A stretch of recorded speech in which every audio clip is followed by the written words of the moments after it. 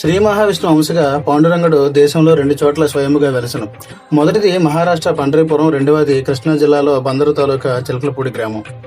మరాఠా భక్తి ఉద్యమంలో వెలుగు చూసిన వైష్ణవ సదాచార అవతారుడు శ్రీ పాండురంగ విఠలుడు. పాండురంగడి అపర భక్తుడు పుండరీకుడు మాదిరి కేక నరసింహం అనే భక్తుని భక్తికి మెచ్చి చిలకలపూడిలో కీర్ పండరీపురంలో స్వయంగా వెలసాడని ఇక్కడ భక్తులు చెప్తారు.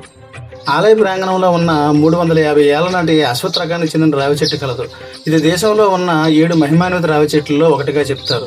ఇదే చెట్టు కింద 350 ఏళ్ల నుండి ఒక మహర్షి తపస్సు చేస్తున్నాడని స్థల పురాణం చెబుతుంది. ఇచ్చట పాండురంగడి దర్శనం దేశంలో ఎక్కడా లేని విధంగా మూల విరాట్ను తాకి తల ఆనించి దర్శనం చేసే భాగ్యం కలదు. ఆలయ ప్రాంగణంలో గుడి చుట్టూ 108 ఉపాలయాలు కలవు.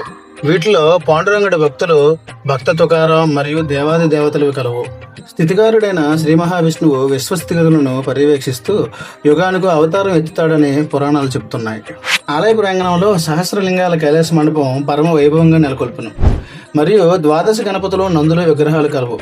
మధ్యలో ఉన్న భవ్యలింగం కింద భూమి లోపల కుండీలు కట్టించి 1 కోటి శివలింగాలు దానిలో ఉంచారని చెప్తారు.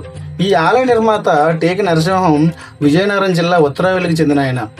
ఈయన వృత్తిరీత్యా చిలకలపూడికి వచ్చి అపర భక్తునిగా మారి ఆలయ నిర్మాణం చేశారు. కార్తీక మాసంలో ఏకాదశి నుండి పౌర్ణమి వరకు సాగే పాండురంగడి తిరునాళ్లు వైభవపేతంగా జరుగుతాయి. శ్రీ మహావిష్ణు అంశగా పాండురంగడు దేశంలో 2 చోట్ల స్వయముగా వెలసను.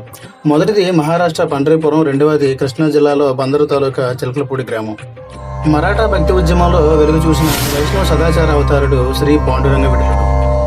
పాండురంగడి అపర భక్తుడు పుండరీకుడు మాదిరి కేక నరసింహం అనే భక్తుని భక్తికి మెచ్చి చిలకలపూడిలో కీర్ పండరీపురంలో స్వయంగా వెలసాడని ఇక్కడ భక్తులు చెప్తారు. ఆలయ ప్రాంగణంలో ఉన్న 350 ఏళ్ల నాటి అశ్వత్ రకానికి చెందిన రావి చెట్టు కలదు. ఇది దేశంలో ఉన్న 7 మహిమాన్విత రావి చెట్లలో ఒకటిగా చెప్తారు. ఇదే చెట్టు కింద 350 ఏళ్ల నుండి ఒక మహర్షి తపస్సు చేస్తున్నాడని స్థల పురాణం చెబుతుంది.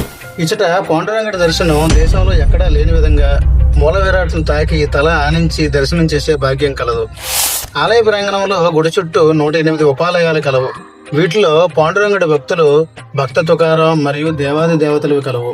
స్థితికారుడైన శ్రీ మహావిష్ణువు విశ్వస్థితిగతులను పర్యవేక్షిస్తూ యుగానికి అవతారం ఎత్తుతాడని పురాణాలు చెబుతున్నాయి. ఆలయ ప్రాంగణంలో సహస్రలింగాల కైలాస మండపం పరమ వైభవంగా నెలకొల్పును. మరియు 12 గణపతులు, నందుల విగ్రహాలు కలవు. మధ్యలో ఉన్న భవ్యలింగం కింద భూమి లోపల కుండీలు కట్టించి 1 కోటి శివలింగాలు దానిలో ఉంచారని చెప్తారు. ఈ ఆలయ నిర్మాత టేకి నరసింహం విజయనగరం జిల్లా ఉత్తరావెల్లికి చెందిన ఆయన. ఈయన వృత్తిరీత్యా చిలకలపూడికి వచ్చి అపర భక్తునిగా మారి ఆలయ నిర్మాణం చేశారు. కార్తీక మాసంలో ఏకాదశి నుండి పౌర్ణమి